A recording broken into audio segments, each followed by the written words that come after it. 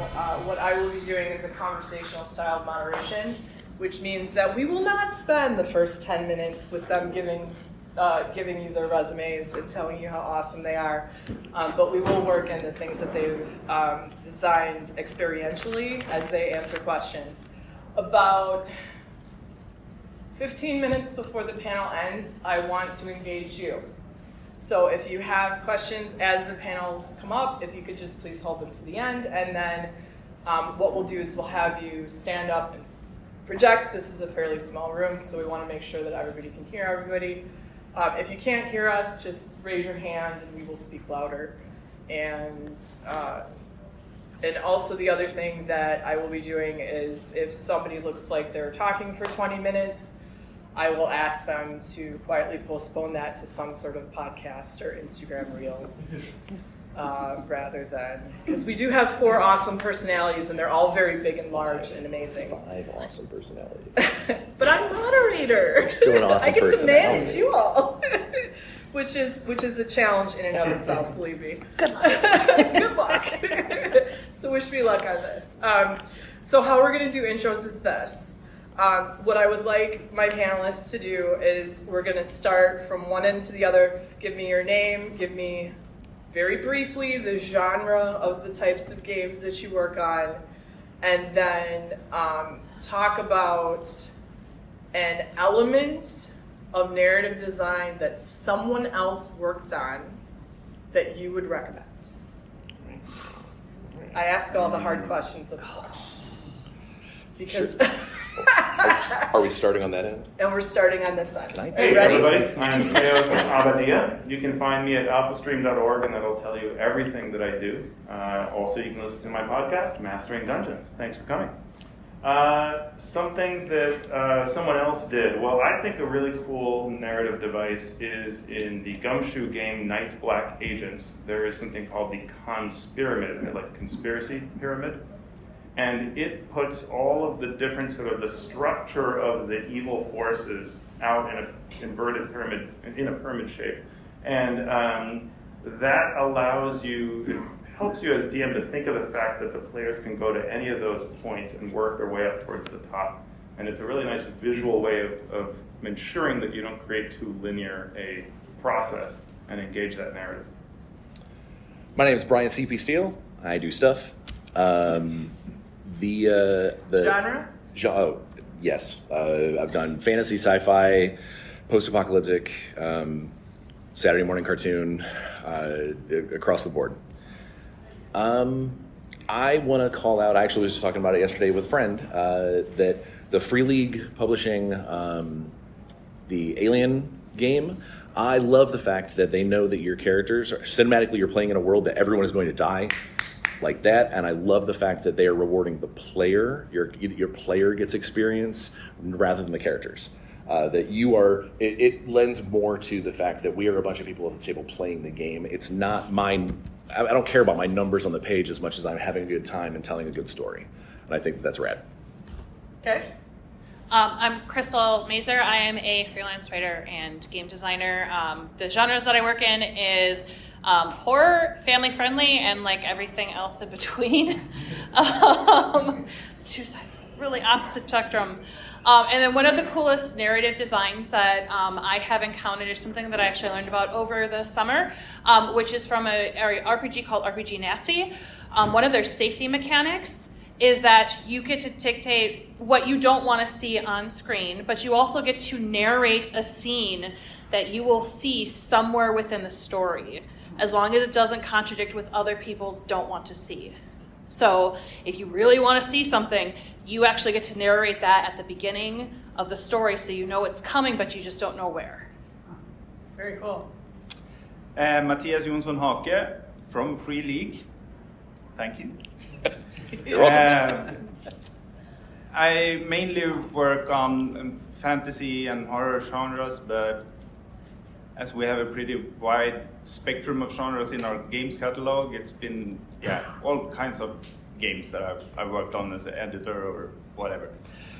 So I'm going to pick a golden oldie, one that has actually inspired me and my colleagues at Free League a lot. Because it was like the origin of rooting the story in the rule set, if you will. So the insanity mechanics from Call of Cthulhu. Oh wow. Interesting. Awesome. So how about all of you? I'm going to ask you a question now. Have any of you played these games? Do you have narrative design things that you liked? Anybody want to mention something that they liked? I ask all the hard questions. All right. So the next question then is going to be So I want to touch on the insanity mechanic from Call of Cthulhu, because when the insanity mechanic came out, and the words madness and like things from Vampire the Masquerade, for example, like with the Malkavians, we've kind of learned a lot as human beings that maybe there's some things about horror and mental health and you brought up safety tools, things that we should change. How do you feel things like if we were to do a contemporary insanity mechanic, knowing what we know now, without losing the feel of that from a narrative design perspective, how would you go about approaching that? I feel your eyes on me. But I actually don't know how to answer that because I haven't given that much thought. I think it's in every... I work mainly with role-playing games, and I saw the name of this panel was narrative design in tabletop games in general. Okay.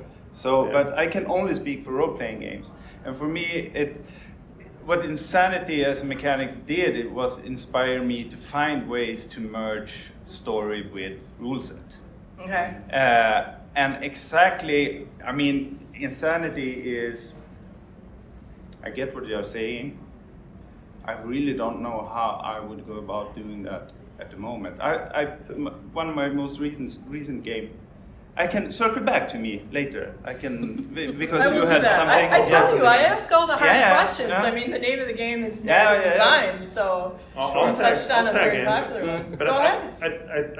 I agree with you that the appeal of it is this idea that whatever preconception you had for your character, now you've got an excuse to change it up. Yeah. And that's a really neat exploration for a player, right? I am A, but now I get to be B, and maybe I'll come back to A, but A might be changed.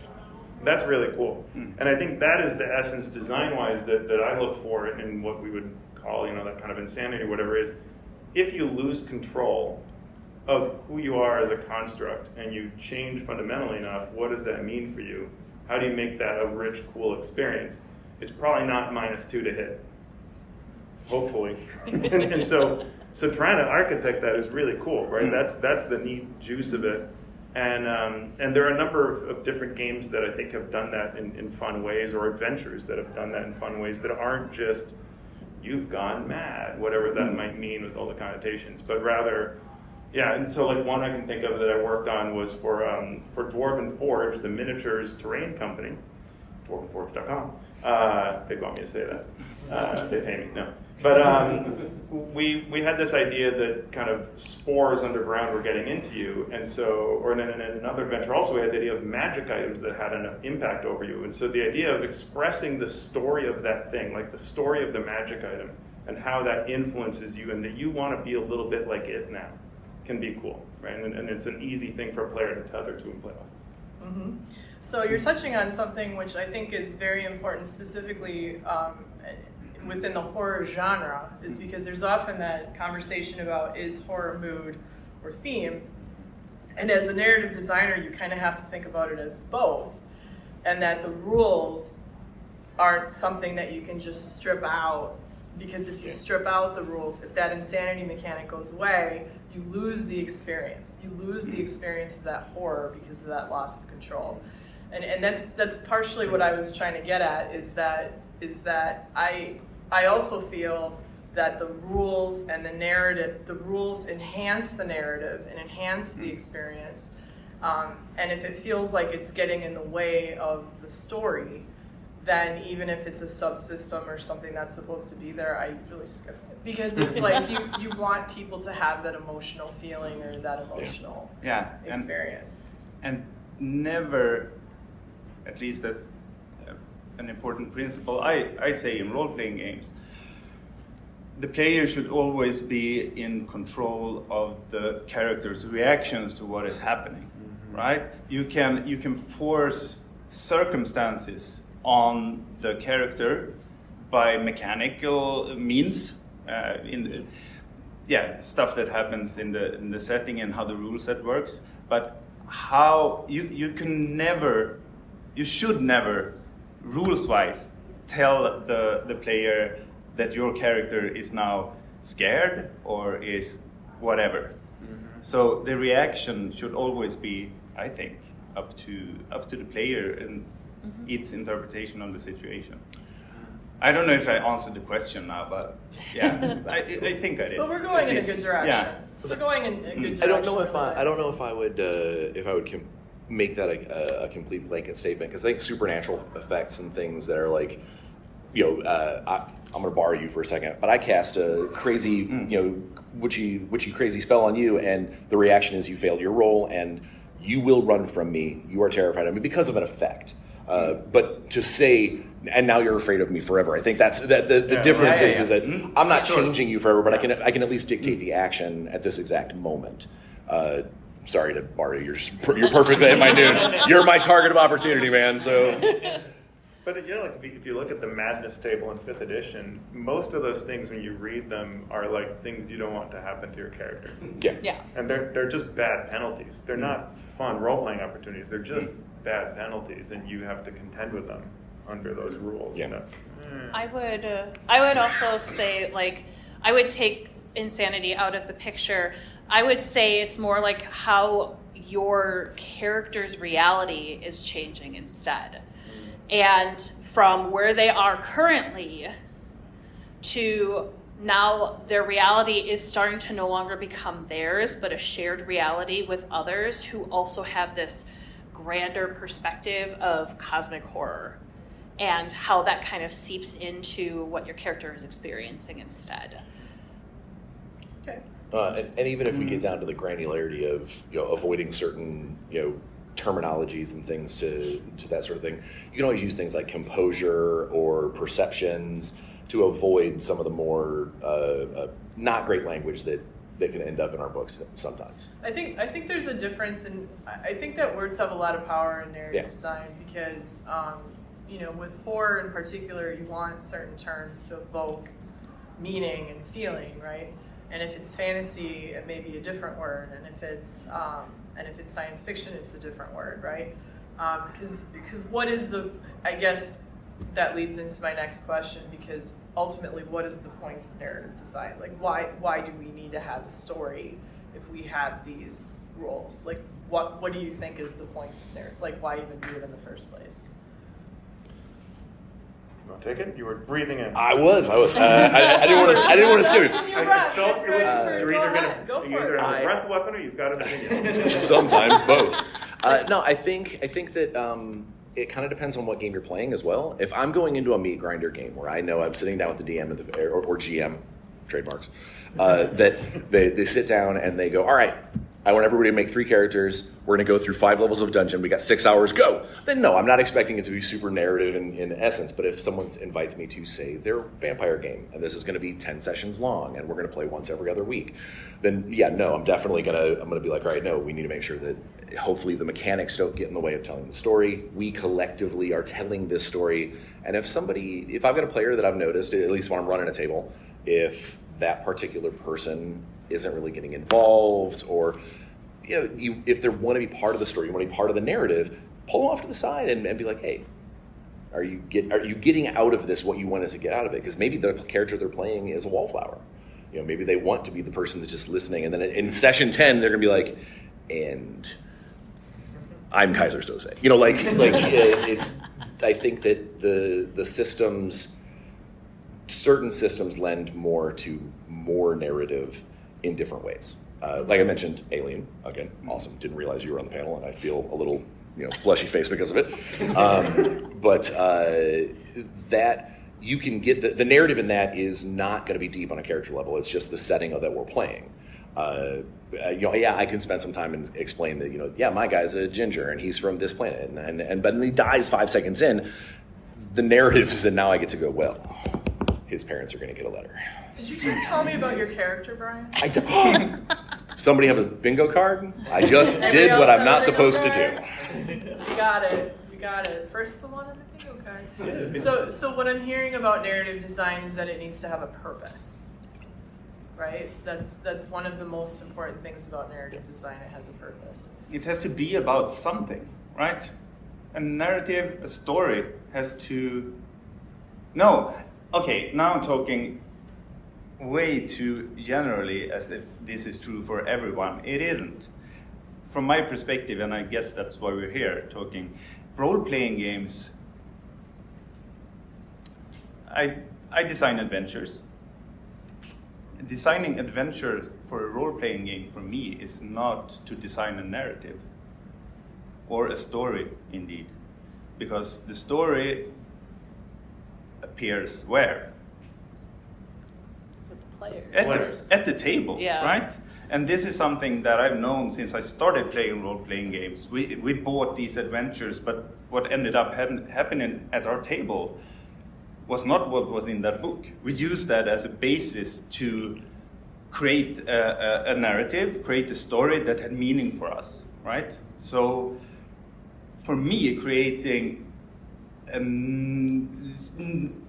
stories or writing adventures for role-playing games is not about creating a narrative, it's about creating the foundation of, or the building blocks, or inspiring to the telling of a tale that can be vastly different between different gaming tables. It's the potential for story, and Yeah. I think that we use the words narrative designers as shortcuts because how do you explain to people? No, we create the potential for story. Yeah, Yep. You know, Just because say it really that. does depend upon the. Yeah. That's too long on a business card. Yeah, okay, Yeah. true. We explore the worlds of possibility of narrative and blah blah. You know, keep going on, but because the potential for story definitely changes depending upon sometimes the way the dice roll and sometimes depending upon the personalities at the table. Like if you have min-maxers who want more guns, those stories are going to be bloody and violent, but that is really interesting. Like there was once on forums for D&D, there were a bunch of optimizers that were complaining about things, and we're like, why are you even bothering to use these organized play adventures? Just beat stuff up. And they're like, no, we really like that backdrop of story that's behind all of our really cool optimization. It was completely serious, right? And I was like, actually, that makes a lot of sense, right? And so it does, and it is true. And like I've worked on Hero Quest, and Hero Quest is a run around, and there's a few actions, but it's, tear down the monsters and whatever. But the reality is that Hero Quest players also want a neat story that makes you feel like you're doing something in it, even if you may never roleplay, because of Hero Quest being more board game than it is role-playing game, you may not actually actively do things with your character, though you can. And some of the stuff I've written in it does ask you to do that.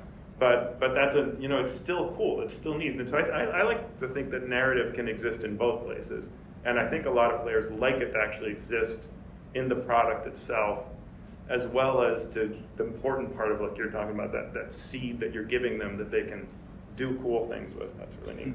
there's an article I wrote for Apex Magazine a while back, and it was about how your D&D campaign really doesn't translate to a good novel. And the reason why I wrote it was not because of George R.R. Martin. If you don't know, Game of Thrones is based on his D&D campaign. And George R.R. Martin is pretty good at writing. Nobody laughs. I laugh. It's great. These jokes are What's that funny? going like this. But the reason It was weird why because you made the joke and then you finished it. Yeah. thanks for that criticism. I really appreciate it. It's awesome. Yeah, that's one for the record books. Okay, so but the reason why I wrote the article is because there was something always missing from the translation of the story of the campaign to a novel format, which is all story, right? And it was player motivations.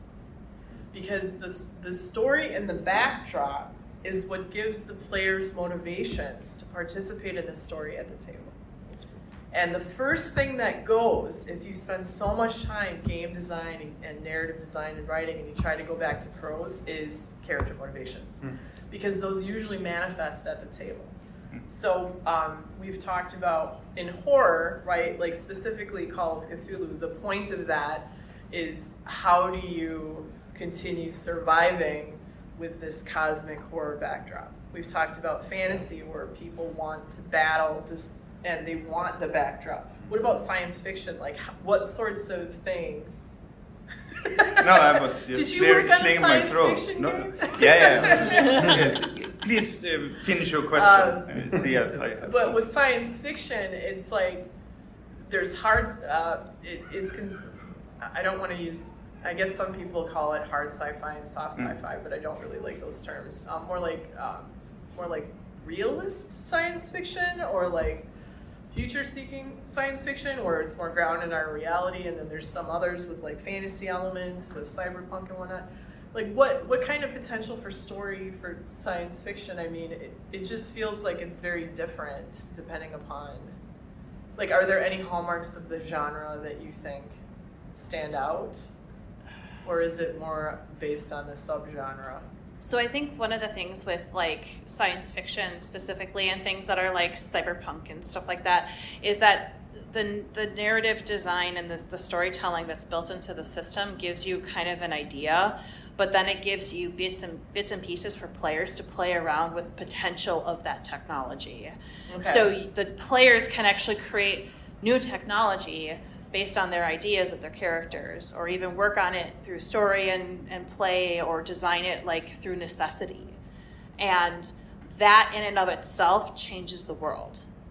And so the players have the potential to change just from creating new tech. And then where does that go when your entire society is based around that?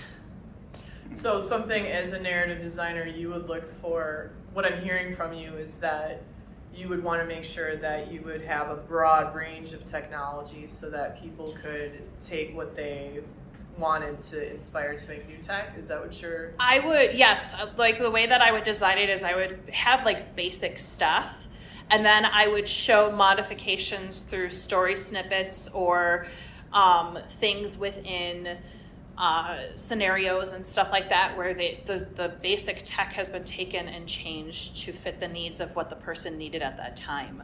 And then that way it's built into the system that the players can actually do that stuff without saying, hey, do this stuff. Interesting. Okay. It's more of an invitation rather than a menu. So, I mean, not to join the Free League bandwagon, it's a good one.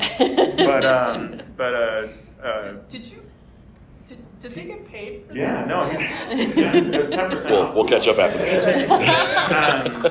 The Blade Runner questions what the meaning of humanity is and how you feel about your humanity. And I think the Adventures in the Bugs do a really nice job of asking those questions, whether you're playing a human or could be a human or not a human. They ask that question of you, and they find ways to keep asking that question of you through the play of the game, which is cool. Yeah, and the thing is, for me, I have a hard time understanding why the concept of genres are important for others than, say, librarians that need to sort the stuff in their shelves. I think that exactly that thematic could do well in a fantasy setting, or we have a cyberpunkish noir setting like Blade Runner. You can have that question as we did in Coriolis. So yeah, I agree with you all, but I fail to find guidance in the concept of genres. Actually, it's more about what I want the story to be about, what questions I want to ask myself and the players when they engage with the design. Let me rephrase the question specifically for you. Yeah. Do you draw inspiration from other from other stories or media within that, within and around that. Of course, you particular- can't not help but be inspired by That cool is stories. the power of genre. Okay, yeah, sure. But I mean, let's say that I wanna write an adventure that deals with the value of a human life and different aspects of that question. That question is fit to design an adventure placed in basically any of our games, at least, that we are doing now. And they spread from, kind of Dragonbane, which is more beginner fantasy, to Blade Runner, which is really heavy themed, dark, existential questions about human worth and whatnot. So for me, it's more about what I want to talk about. Well, and I'll flip it around a bit in that I've been very surprised, and I'm not going to name the game, but there's a game where, it's like far future, the world's so different, and then it was like essentially caravan duty was the adventure. And I'm like, okay. And then I played Eclipse Phase, and Eclipse Phase has a number of, if you haven't seen their adventures, you got to check them out. It's all just blows your mind. Like one of them is like, hey, here are your pre-gens. You're all playing the same character. You're just all turned on, which is illegal. You can't have this many copies of you. And on the news is you just killed somebody. And you're, go. I love Start that playing. so And you're much. like, this is so good, right? And they have a number of adventures like this that just, the premise is like it's the best novel ever, but I'm going to play it right now. Like, okay. And that's like, I think that's where sometimes genre does need a certain something, because it's like, yeah, that is actually why I wanted to play far sci-fi, is for this sort of stuff. And so if you have me, cover the caravan, yeah, okay, we'll fight some aliens. Cool, I guess. I think it's also about how much scenery you can chew. Depending on the setting that you're given, I deal with a lot of licensed properties, and sometimes it's not, the story. The basis of the story is already there, and now it's the how do I play in that sandbox. I want my players to make their own stories, but for the product that we're creating, there's only so much leeway I'm given, whether it's because the license holder has said something, or it's because, I'm going to make this thing, and then it's going to go over like something terrible. I was going to use profanity, but it's not going to go over well with the populace, because they're going to buy this book, not heckin' good doggos, but it is great. They're gonna get it, and they're gonna go, I'm expecting this cool thing. Like, for instance, the Pacific Rim license, which has some amazing people that have worked on it. So if I take something legendary and go, I want to make this cool thing, and they look at it and go, it's got no giant monsters in it. Yeah, but it's a cerebral thing. We're really getting into the mentality of the PPDC, and they're gonna go, but giant robots versus giant monsters is the license. And I'm going to have that conversation with my amazing writers. I'm going to be like, hey, so love the idea. We need monsters. And at least one giant robot. And that's, so sometimes it is about the scenery that you're given, but you can still build within that realm, and then you go to the people who you're giving money to and say, is this okay? And then they say yes. I think the thing that is very interesting about adventure design in general and narrative design is that I really love the fact that Shakespeare wrote for 3 different audiences at the same time and was able to pull it off, because that's just like a genius level move, right? In adventure design, sometimes you kind of have to anticipate that, because there's going to be the people that looks at your adventure and they are going to want to crawl under, if there's a freaking chest of drawers in your room in the library, you better have descriptions for everything in that chest of drawers, or a random table of stuff that can be in there, because there's people that would use that. But then there's other people that would look at the same scenes that are supposed to be run for like half an hour, whatever. You could play test the heck out of them, and they would just blow right through it because they only wanted to get from point A to point B, and that's it. They don't care about anything else. I love this that you're saying this now. Yeah. And I think the role-playing games designers of today understands this much better than a decade ago or longer back. Because I think that many adventures designers or people who have designed narratives for role-playing games have been game masters, writing for other game masters, and failing to take the perspective of the diverse group of players that are going to engage in this story. Mm-hmm. So, and again, super difficult, but at least I agree, it's super important that we try to introduce, because without that, the players and their characters don't have any agency. And how can they then be immersed and engaged by the story? How can they find the incentives to go on in this bleak world or this, so... And underlining your point here. Thank you. And that's been my experience with licensed games as well, is that I find that with licensed games, it's the number one thing in all of my career that has drawn new players. People who have never played a role-playing game before will go for a licensed game first. That conversation has changed now because of the popularity of D&D and the D&D movie. I didn't make the movie, but thank you for pointing towards me. You're welcome. You're welcome. I starred in it. I was no. Yeah, totally. It's not like you didn't just win a whole bunch of awards or anything. Yeah, who cares about it? That's just nothing. But what's really fascinating to me is they need all of the equipment in the game to play that first adventure with the signature characters. They need all of those stats.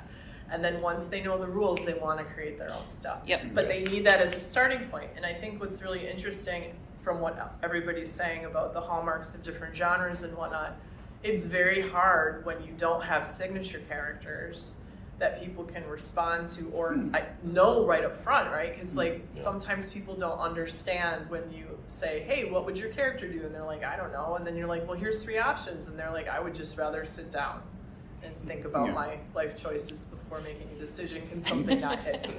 It's like, please, can that arrow go this way instead of, but it's, so as narrative designers, we have to take into different playing styles, but also different levels of experience as well. And it just comes from, like you said, it comes from the experience and the experiences of your team.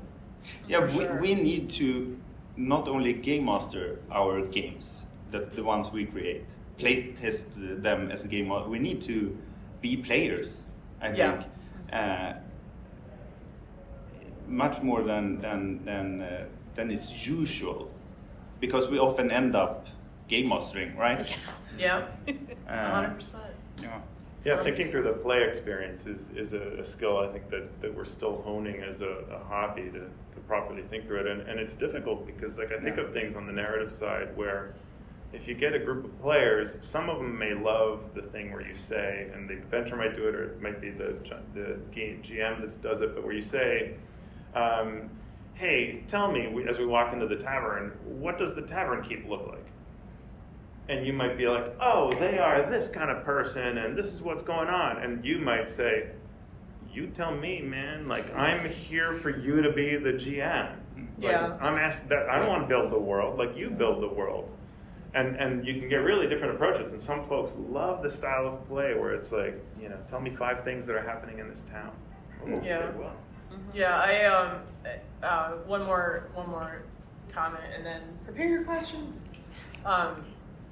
One of the things that I find really interesting is it's not just in the narrative design, because I do everything based on story beats, knowing that those beats are going to turn, but also in the specific language that's going to be used, because most of my developer comments, no, you have to explicitly spell this out. You have to explicitly. I'm just like, isn't that implied by the? Nope, you have to explicitly spell this out. And it's funny how some players will, and some DMs will not pick up on what they need to do unless it's so explicitly spelled out, even if they don't use that. That can be is neurodivergence. And that is why we are still learning about player experiences. Yep. Because different people have different brains, and different people learn how to play and retain information in different ways. We have talked quite a bit about genre and narrative design and different things that we appreciate. I want to ask if anybody has any questions or comments that they would like to add at this time. Otherwise, we're going to keep going. So I'm really new to this whole tabletop gaming thing, like a little bit less than a year. But I just, kind of just gotten thrown with the whole game design thing by accident. And I've always been curious, what is your approach to like, not desensitization, but especially with stuff with like horror and like, even just any adventure in general, at some point stuff gets repetitive. And so what is your approach to trying to keep players from being desensitized from things that have already been created? Or like if it's a horror, it's like, it's scary, and then it's scary, and then it's scary. And at some point, you have to find some way to switch it up. Okay, so the question is about how to switch up horror to keep things fresh and interesting and manage pacing and emotions. Do you want to go ahead, Crystal? I can tell that you're smiling. First off, there is a horror panel. If you don't know, check it out. It's going to be coming up Saturday. Yes, Saturday. Yep, I'm moderating that one. So check it out. But one of the things that you want to make sure that you're doing in a horror story, especially from a narrative standpoint, is you need to have ebb and flow. So you need to have points where there is horror and then points where there is not horror, and where it seems like it's almost normal. And then you ramp up the horror again. And it doesn't even have to be the same, like don't always do jump scare, jump scare, jump scare. Sometimes it could be you play on one sensory thing. You have 5 senses, right? And then you have also that 6th sense. Play on one of those and then back off on it. And then start playing on another one or adding another sense to it. And that way you aren't fully, giving away the Cloverfield monster right away and what it actually is. You're playing off of all of the little teeny tiny parts that are happening instead. Mm-hmm, absolutely. And I would also add to that as they go on, make it personal. You make it as personal as possible. Yep. And that means that NPCs are recurring.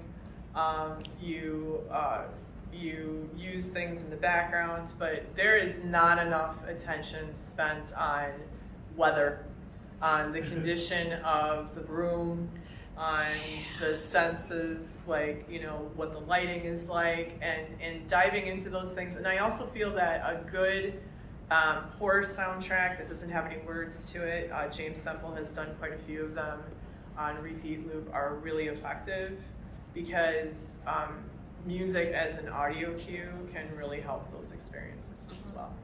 The thing I'd say is if you can get the players to tell you how their characters feel, it's generally more impactful than you telling them how they feel. Good idea. Because when you say you're scared, they go, okay. If you say, tell me about how you're scared and why, they will add to it in a way that you never could. And now it becomes personal to them and everybody at the table understands it. And that can keep things being more interesting and heightened longer because they are putting energy into it. For games that I've run specifically, not as a designer or anything, just like things that I've run, I always try to end every session with a handful of questions to interact with the characters, or the players, characters. And one of those is always, what did you like and what didn't you like? And then just take good notes, and basically if everyone was like, I absolutely adored this particular moment, I can put that in my pocket and wait for later. So that way it's not repetitive. I'm not going to do it every time, but I know that it's going to get a good bang and maybe reset everybody's clock if it's going to come back up later. Also, don't be afraid to lie to your players. Like when it comes to the game, do a false scene.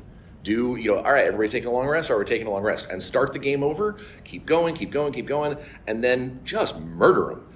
Do horrible things that they're like, whoa, we are not ready for this.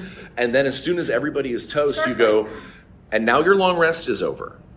You wake up. You've woken up. And you get back on the road, them. and that same camel just walked by. Yeah. Did you dream about that camel? I dreamt about that camel. And you can just sit back and let them talk for 20 minutes about is this real? Is it not real? Did we just get Groundhog Day? And yeah.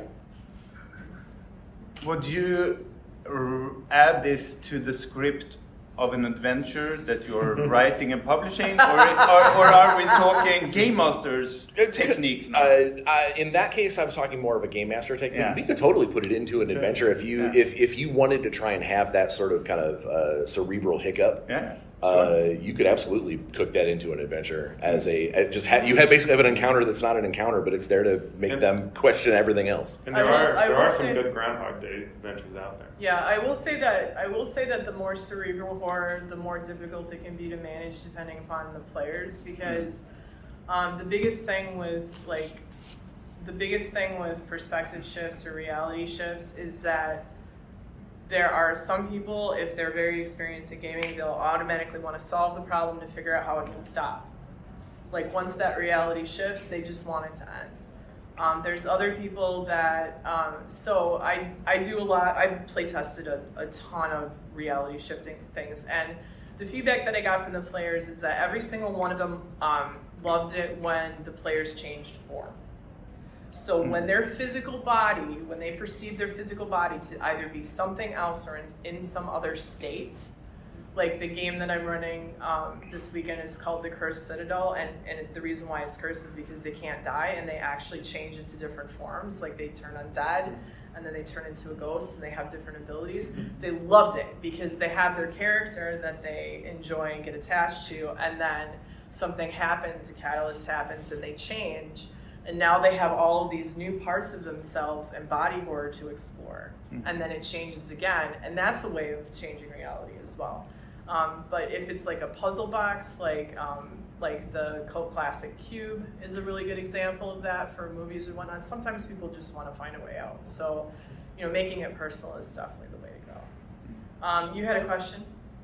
The one you You did not have a question? Well, I was going to say your question at the beginning when you were talking about like interesting narrative design Yes. that you've seen. I was thinking of a lot of like mini indie RPGs and like one-page RPGs where literally your stat changes as you succeed or fail, and that changes a lot of the role play that goes around with it. And now I'm forgetting all the names of the ones I was thinking Like of. a Honey Heist type thing. Yeah, like Honey Heist or like Lasers and Feelings. Yeah, I those, love those lasers and ones. feelings. Is it Yeah. crab? Is it space crab truckers or crab? You're a bunch of humanoid crabs that drive trucks. It's Goats on the Loose is also another It's fantastic. one. Goats on the Loose. yeah. Yeah, the one page, I think the one page RPGs are an excellent way to try to, it's a challenge for narrative design because you have, even with the adventure writing, right, like you have a constraint. Usually we have like, it's, this adventure is either 8,000 or 20,000 words. It's like you have only so much space to put in. What you're talking about is a perfect example of, I would go so far to say, when I write for role-playing games, I have to renounce the idea of having control of the narrative, right?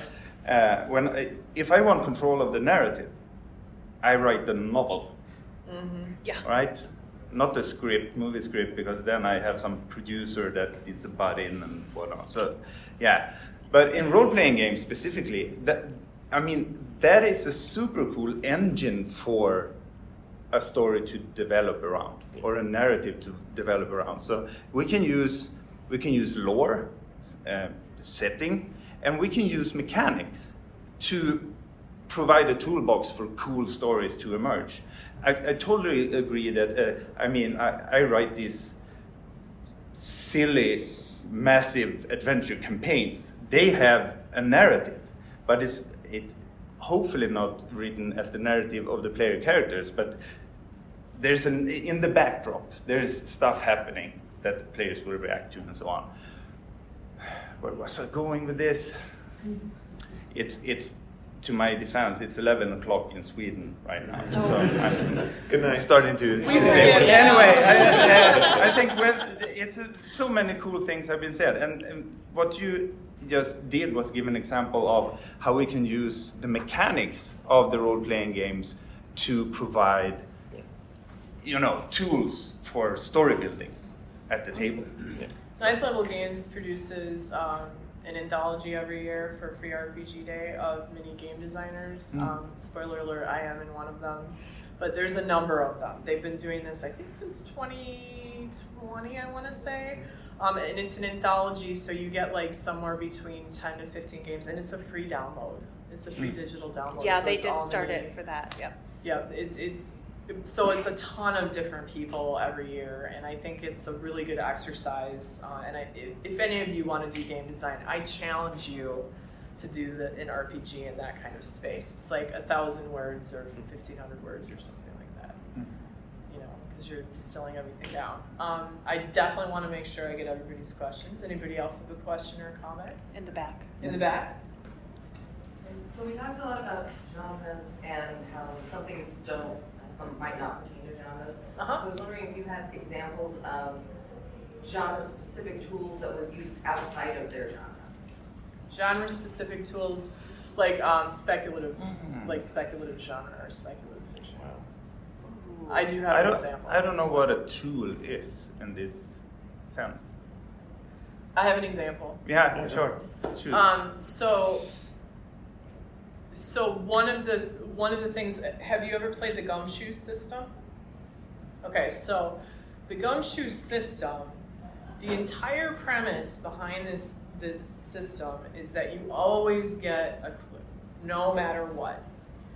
And so because a mystery is at the heart of any genre, right? Like it's always about trying to solve what's happening. This system transcends genre, and it always allows the player to have the agency to find a clue. I think it's really well done because one of the things that happens is that it has a different meaning depending upon what story you're in, whether that's the Yellow King or the vampire game or like a fantasy game and whatnot, because the stakes are different. So you have a system where you always get a clue. In a horror game, that's invaluable because you always need to propel the plot forward first. But in a fantasy game, the stakes may not be as high, but you're still propelling the plot. So it's the same rule set, it's just tweaked a little bit differently, and it transcends the genre. Very, very well done. Anybody else have an example? I have one that I would do that I haven't seen used outside, which would be the facehugger, actually, the dice for facehuggers in Alien. Because, yes, so you can use that in other things because it's a randomization roll where, you roll your dice, and if a facehugger comes up, oops, there's a facehugger. But you can use that in almost any other genre with something like I'm going to take D&D because it's on my mind right now. Oops, there's a mimic. That sounds like the name of an adventure. So that's like something that I would absolutely take from Alien to put into something else to have fun with. I'm going to be broke after this.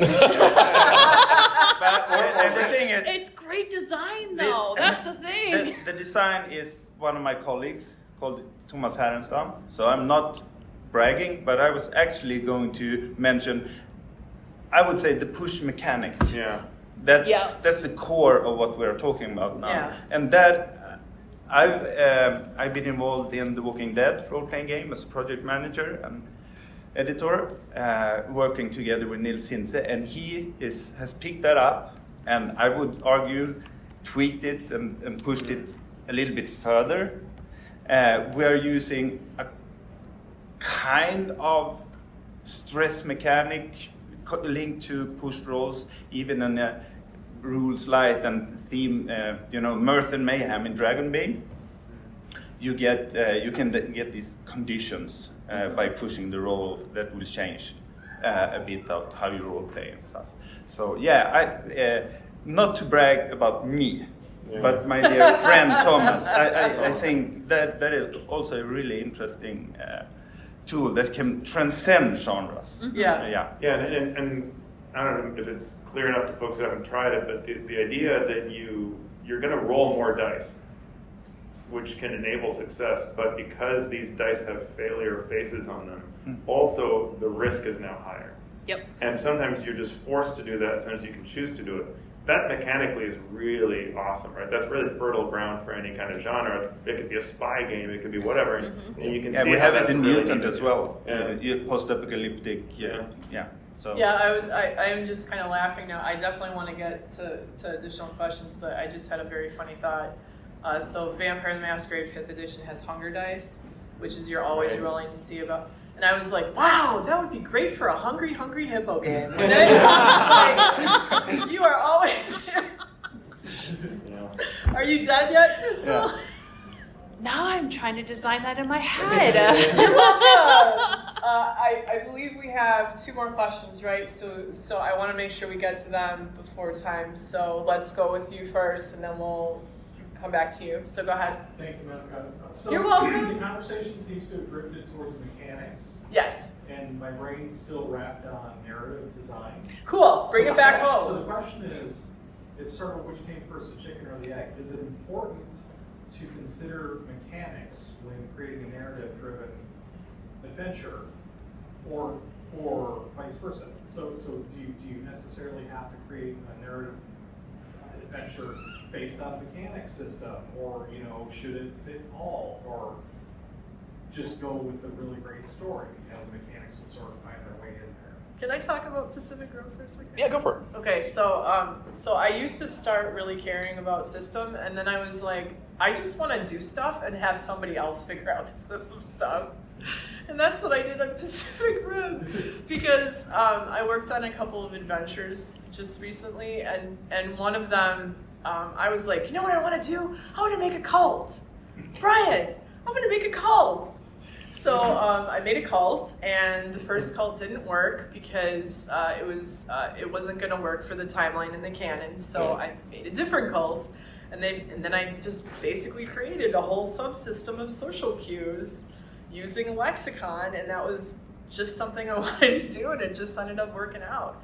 But I used to be the person that prioritized rules over narrative, and then I realized that I felt too constrained by that, and I wasn't able to prioritize what I really wanted was to give the players a good experience. So now I would like to pass it back to my fellow panelists. I think so. When we created Essence 20, we were told from the very beginning that this needed to be a cinematic system, because we're making a role playing game based off of cartoon properties where red and blue lasers make up half of what you know, and so it came down to sometimes, that's a super cop-out answer for you, sometimes the system helps. There are definitely some systems that lean where their mechanics are story. They are narrative in nature. And then there's others that it's like, no, everything is codified. I can tell an awesome narrative story with something like GURPS or Rifts, but when it comes down to the actual crunch of what I'm playing, it's not helping. I have to make it help. And when it comes to a designer, then that's the tool you've been given is, am I writing this adventure where I have to spell everything out, or am I writing the adventure where I'm saying, these are a couple of things you can do with this system and then tell your story? Or I'm going to say, hey, your story is amazing and awesome and cool. Please use these 7 or 8 skills and figure out how they work. It just depends. There's a little bit of both. Again, I hate to be the cop-out answer of, it depends. YTYC, your table, your call. But it comes down to, there are some systems that are better at it than others, and writing a narrative adventure for those systems will be easier. It's okay, I'll add very quickly that you don't want to violate your system overall, right? People are there for the system, so you don't want to override that. If it's supposed to be crunchy, you can't just abandon that, because that's what the expectation, generally. Unless you break the system and make them create new subsystems like me. Okay, so.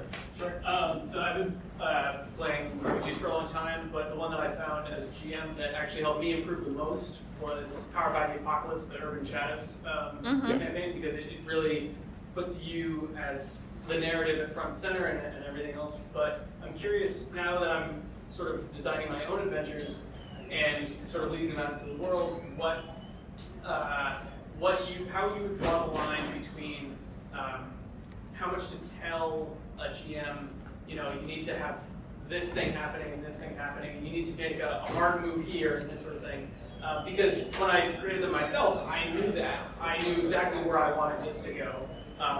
But I found it kind of hard to sort of dictate the pacing and the sort of structure. So I guess My favorite statement that I ever read in anything that's ever written to me is read or paraphrase the following. You can have cool dialogue blocks, you can have cool like scenic blocks and things, but if your GM is more free form and I want you to, you were talking about the people that walk into the bar and say, describe 5 things.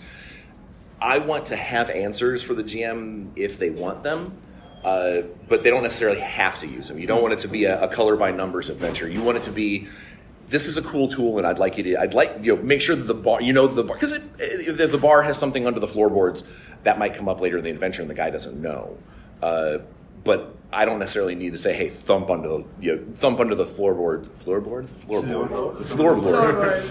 floorboards. Awesome. We're speaking so Swedish. Now, unfortunately, I think it's a call time. No worries. Was that helpful at all? Yes. Okay. But I do want to remind everybody that some of the panelists will be here on weekends. We have